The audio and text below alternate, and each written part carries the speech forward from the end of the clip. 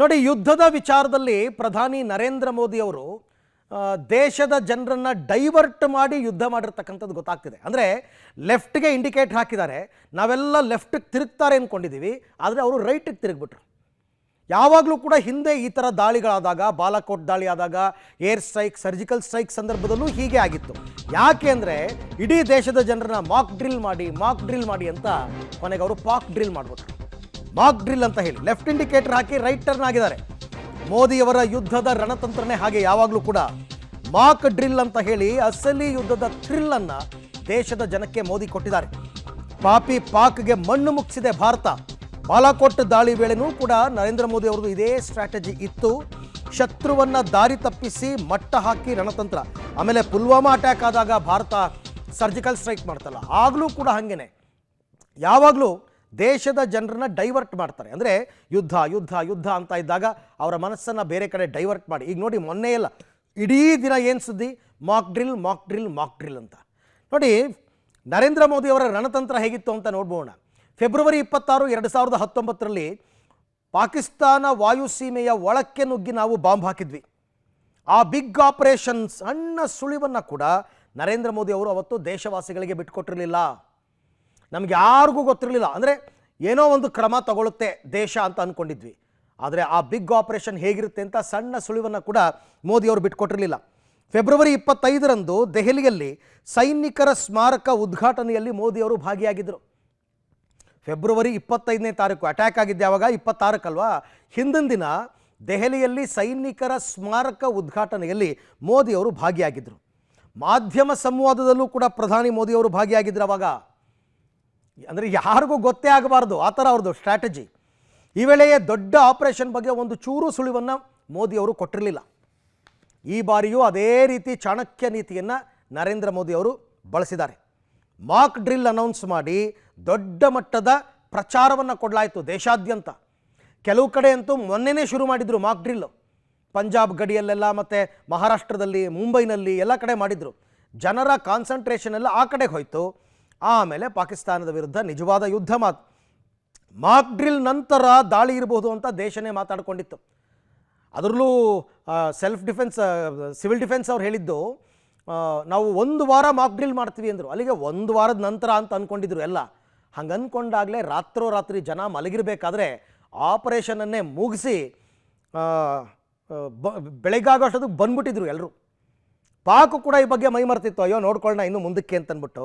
ಈ ವೇಳೆ ಪಾಕ್ನೊಳಕ್ಕೆ ನುಗ್ಗಿ ಉಗ್ರ ನೆಲೆಯನ್ನು ಧ್ವಂಸ ಮಾಡಿದೆ ಭಾರತ ಸೇನೆ. ಯಾವಾಗಲೂ ಕೂಡ ಕೆಲವು ಸಂದರ್ಭದಲ್ಲಿ ಹೀಗೆ ಇರಬೇಕು. ಈಗ ನೋಡಿ, ನಿನ್ನೆ ಇಷ್ಟೆಲ್ಲ ಆಯ್ತಲ್ಲ, ನಿನ್ನೆ ಮೋದಿಯವರು ಒಂದು ಕಾರ್ಯಕ್ರಮದಲ್ಲಿ ಭಾಗಿಯಾಗಿದ್ದರು. ಅದು ಏರೋಸ್ಪೇಸ್ ವಿಚಾರಕ್ಕೆ ಸಂಬಂಧಪಟ್ಟಂತೆ ಅಲ್ಲೋಗ್ಬಿಟ್ಟು ಅಲ್ಲಿ ಭಾಷಣ ಮಾಡ್ತಾ ಇದ್ದಾರೆ. ಇದ್ರ ಬಗ್ಗೆ ಒಂಚೂರು ಕಿಂಚಿತ್ತು ಅವ್ರು ಮಾತಾಡಲಿಲ್ಲ. ಎಸ್, ಇದೇ ನೀವು ನೋಡ್ತಾ ಇದ್ದೀರಲ್ಲ, ಈ ನಿನ್ನೆ ಅವರು ಭಾಷಣ ಮಾಡಿದ್ದು ಪ್ರಧಾನಿ ಮೋದಿಯವರು. ಎಲ್ಲಿ ಏನು ಕೆಲಸ ಆಗಬೇಕು ಅದು ಆಗಬೇಕು, ರಹಸ್ಯವಾಗಿ ಆಗಬೇಕು. ಅದಾದ ಮೇಲೇ ದೇಶವಾಸಿಗಳಿಗೆ ಏನಾಗಿದೆ ಅಂತಕ್ಕಂಥದ್ದು ಗೊತ್ತಾಗೋದು. ಈ ಬಗ್ಗೆ ಮತ್ತಷ್ಟು ಮಾಹಿತಿ ನನ್ನ ಕೊಲೀಗ್ ಪವಿತ್ರ ಅವರಿಂದ ಪಡ್ಕೊಳ್ಳೋಣ. ಪವಿತ್ರ, ನಿಜಕ್ಕೂ ಕೂಡ ಮೋದಿಯವರ ಕಾರ್ಯಶೈಲಿನೇ ಹಾಗಿರುತ್ತೆ. ಇಡೀ ದೇಶ ಯುದ್ಧ ಯುದ್ಧ ಯುದ್ಧ ಅನ್ಬೇಕಾದ್ರೆ ಯುದ್ಧನೂ ಇಲ್ಲ, ಏನೂ ಇಲ್ಲ. ಏನಪ್ಪ 13 ದಿನ ಆಯಿತು, 14 ದಿನ ಆಯಿತು ಅಂತ ನಾವು ಕಾಯ್ತಾ ಇದ್ವಿ.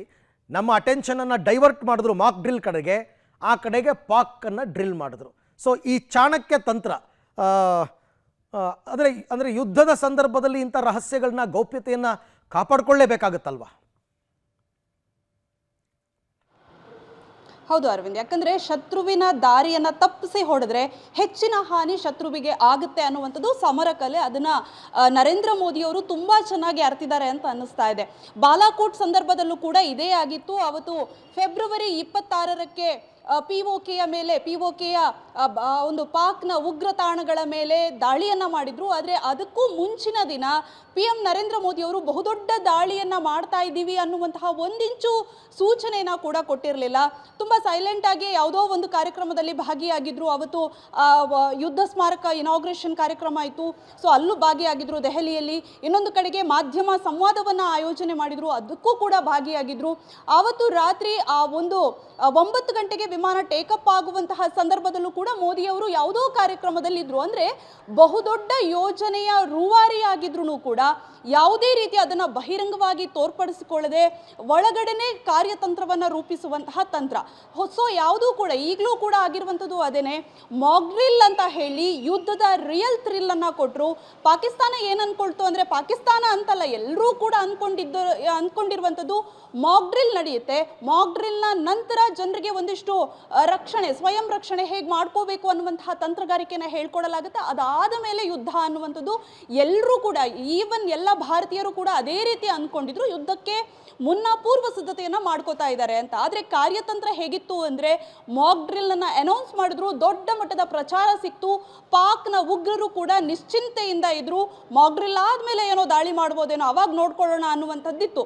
ಆದ್ರೆ ಶತ್ರುವಿನ ಯಾವ ರೀತಿ ಪಾಕಿಸ್ತಾನವನ್ನ ಹಳ್ಳಕ್ಕೆ ಬೀಳಿಸಿದ್ರು ಅಂದ್ರೆ, ಮಾಕ್ ಡ್ರಿಲ್ ಅಂತ ಹೇಳಿ ಯುದ್ಧವನ್ನೇ ಮಾಡಿಬಿಟ್ರು, ಪಾಕಿಸ್ತಾನದ ಉಗ್ರ ನೆಲೆಗಳನ್ನ ಧ್ವಂಸ ಮಾಡಿದ್ರು. ಸೊ ಈ ಒಂದು ರಣತಂತ್ರ ಏನಿದೆ ಅದರಿಂದಲೇ ಈ ಆಪರೇಷನ್ಸ್ಗಳು ದೊಡ್ಡ ಮಟ್ಟದ ಯಶಸ್ವಿ ಆಗೋದು. ಹಾಗಂತ ನೋಡಿದ್ರೆ ಈ ಬಾರಿ ಎಲ್ಲವೂ ಕೂಡ ಬಹಿರಂಗ ಸಭೆಗಳನ್ನು ನಡೆಸ್ತಾ ಇದ್ರು.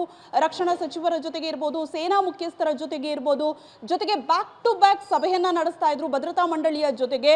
ಆದ್ರೆ ಈ ದಾಳಿ ಏನಿದೆ, ದಾಳಿ ಇನ್ನೊಂದು ವಾರದ ನಂತರ ನಡಿಬೋದೇನೋ ಅಂತ ಎಲ್ಲರೂ ಕೂಡ ಅಂದಾಜಿಸುವಾಗ ಈ ಒಂದು ದಾಳಿ ನಡೆದಿದೆ. ರೈಟ್ ಪವಿತ್ರ, ಥ್ಯಾಂಕ್ ಯು ತಮ್ಮೆಲ್ಲ ಮಾಹಿತಿಗಾಗಿ ಧನ್ಯವಾದ. ಯುದ್ಧ ನೀತಿಗಳು ಅಂತ ಇರುತ್ತೆ, ಯುದ್ಧದ ರೀತಿ ನೀತಿಗಳು ಅಂತ, ಅದನ್ನು ಮೋದಿಯವರು ತುಂಬ ಚೆನ್ನಾಗಿ ಅರ್ಥ ಮಾಡ್ಕೊಂಡಿದ್ದಾರೆ ಅಷ್ಟೇ.